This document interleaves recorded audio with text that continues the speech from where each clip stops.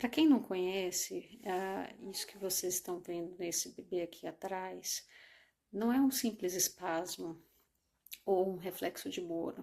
Na realidade, é uma salva de espasmos, né, que normalmente acontecem em blocos e que, com um conjunto de outras características, costumamos chamar de síndrome de West. No usual, a gente tem uma tríade clássica, né, que são espasmos que acontecem em blocos, normalmente em uma salva de espasmos, né?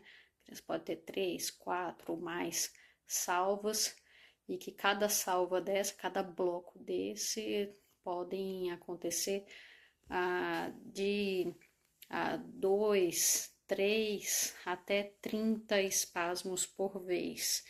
E normalmente, né, nessa tríade clássica, além dos espasmos, você tem uma perda de aquisições, né, e uma instalação de um atraso do desenvolvimento, uma regressão do desenvolvimento neuropsicomotor, associado com um aspecto clássico, típico no traçado, que chamamos de psarritmia. Vamos agora a um vídeo informativo para pais, para vocês entenderem um pouquinho o que seria a síndrome de West. Olá! Hoje nosso tema é um assunto muito sério e urgente na neurologia infantil, a síndrome de espasmos infantis. É uma daquelas condições em que, de verdade, cada segundo faz toda a diferença. Bom, vamos entender isso direito. A SEI, ou síndrome de espasmos infantis, não é uma convulsão como as que a gente geralmente imagina. Não mesmo.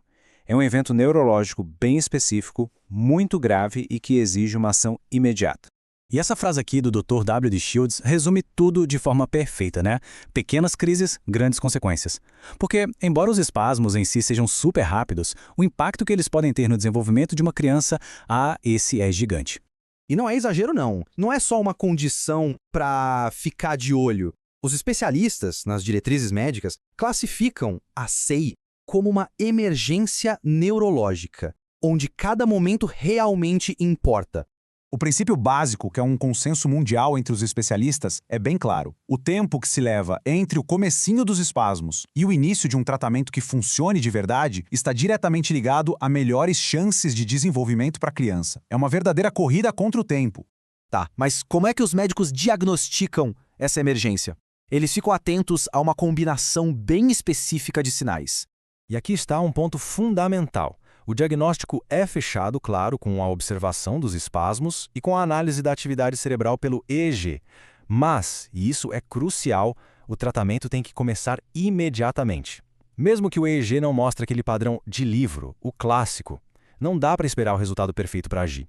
Então, uma vez que a SEI é confirmada, o tratamento tem que começar o mais rápido possível. E para isso existem dois caminhos principais, ambos com muita comprovação científica.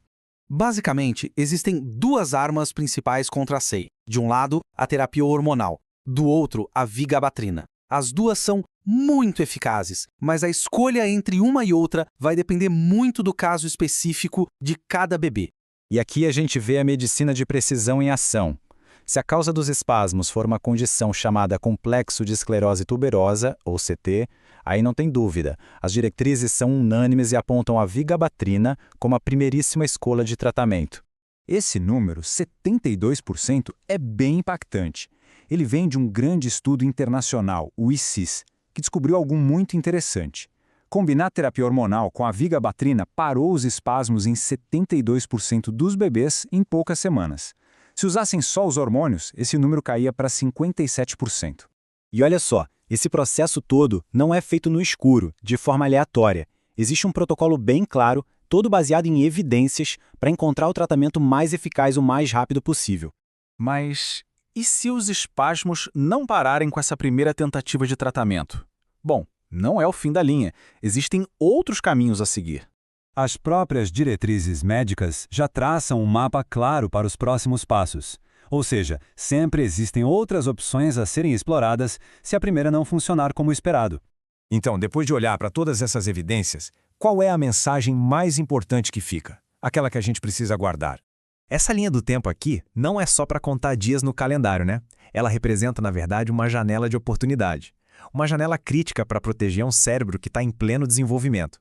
Cada dia conta. No fim das contas, por que tudo isso importa tanto? Porque seguir essas diretrizes dos especialistas, agir rápido, não é só para controlar as crises hoje. É sobre proteger e otimizar o desenvolvimento futuro da criança. É sobre a vida toda.